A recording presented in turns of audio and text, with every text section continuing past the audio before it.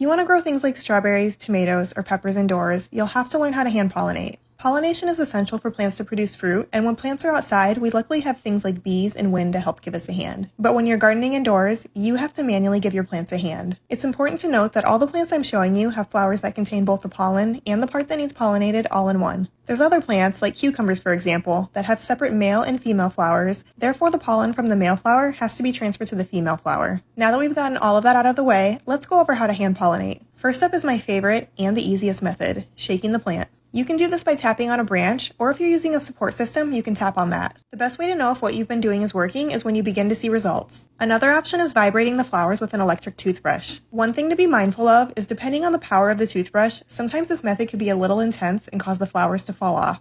On to a more labor-intensive method. You can use a toothbrush, paintbrush, cotton swab, or makeup brush to carry the pollen to the part that needs pollinated. I use this method for my strawberry plants because shaking the plant just wasn't getting the job done. This can be a little tedious because you always have to be on the lookout for new flowers. If you don't pollinate them soon enough, they get to a point where the flower dies and can no longer be pollinated. One last thing you can do, in addition to everything I mentioned, is have a fan blowing towards your plants. I would never count on this as a primary method, but a little airflow is always great. If you've had success with a hand pollination method I didn't mention, please share it in the comments, and be sure to like and follow for more indoor gardening tips.